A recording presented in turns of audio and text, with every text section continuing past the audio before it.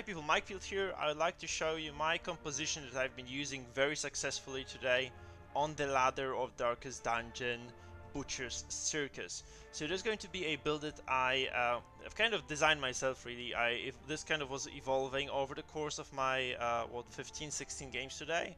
I won 14. No, I played 17 games because I won 14 and I lost 3. So this is, and I lost my first 2 games, which were, like I was just learning the ropes of the game. I didn't really know what to do, and then I figured slowly how to do this. So the final build I have right now that I would really recommend you to try, it looks like this. So we have the Hellion in the front row, and Hellion uses, this build is about stress, right? So this build is about stress damage, and this build is about basically just slowly wearing down your opponent until they die from heart attacks.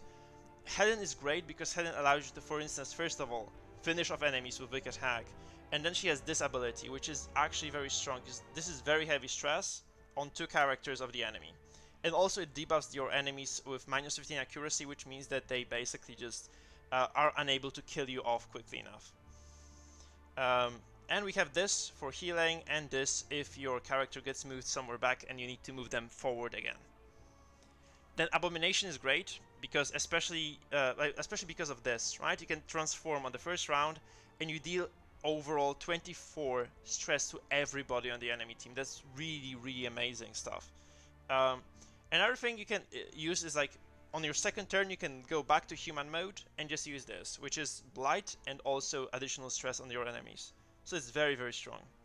And then you can kind of switch around with these two. If you're in beast form, this is very good as well for basically disturbing or distorting your enemy formation, right? So if you have like a character at the front that cannot act very well from the back rows, like Flagellant or I know, Man-at-Arms or Leper, you can slam them back and then they are not able to act for that turn, so they basically effectively waste a turn if you do this. And this does very heavy damage as well, so it's really good.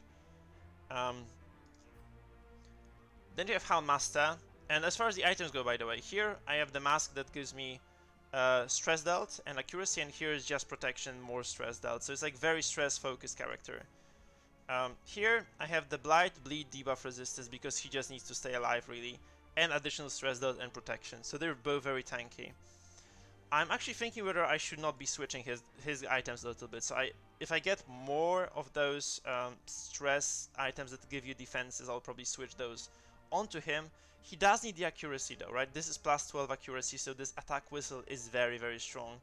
If I had additional defensive item here with stress resistance, with stress damage dealt, I would probably be using it instead. But I don't have it yet, so protection would be good here because he gets spiked down very quickly. And a lot. And here we have the Occultist. By the way, the skills here, that's basically the most important one. So that's 12 stress and bleeding. Okay, that's very strong with this item here. So this does around 16 stress AoE to all the enemies, which is obviously very strong. This is good if your enemies are trying to focus down your Occultist. Usually they try to kill your Hound Master, but they go for the Occultist, you just guard dog them. And, you know, it's just a very strong defensive buff. You can use this if you're trying to survive one more round with the Hound Master. And then this is a stun, right? If you get front road, like if you get pulled to the front row somehow, you can use this to kind of inflict some additional pain. And then finally, this is probably the most powerful character, in my opinion anyway, because of this ability. Demon's Pull allows you to pull enemies from very far into the enemy formation, so like on the 4th row away into the front, right? It pulls them by 2 rows, so they go from position 4 to position 2, or even from position 3 to position 1. And a lot of ranged characters cannot use their skills then, like Arbalests, like Musketeers, they're just entirely disabled, so this is a very strong ability.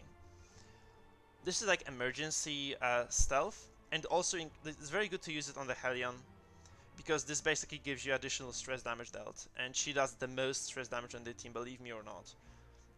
This is healing, and this is also very useful because this allows you to stack the stress debuff on your enemy. So it's like basically stackable stress that keeps mounting up until they die from heart attacks.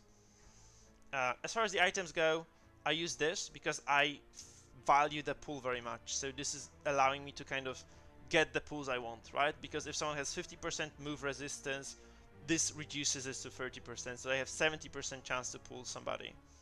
And that's just stress damage dealt, because, you know, stress damage is amazing. So I'm gonna be using this. You can substitute this for the Mask of Protection and stress damage as well. I think both are very strong. And guys, this is it for the build alone. If you want to see how it performs in action, there's a video link in the description below that takes you to my matches, and you can watch how this build performs and what sort of havoc it wreaks. It's really fun to play because you just, you know, you kind of play defensively and then you watch your enemies' hearts explode. That's really, really fun. Okay, thanks for watching. See you around. That's one of the many videos from the series, by the way, so remember, if you like this one, you can subscribe, you can leave me some comments, and you can, you know, leave me a like or dislike. You can obviously criticize the build if you want to. I'm open to all criticisms. It's like the first day after release, so I'm still very excited about the game, but, you know, I'm still learning the ropes. So remember to leave me comments, or, you know, post something in the description below, and stay tuned for more. So see you around.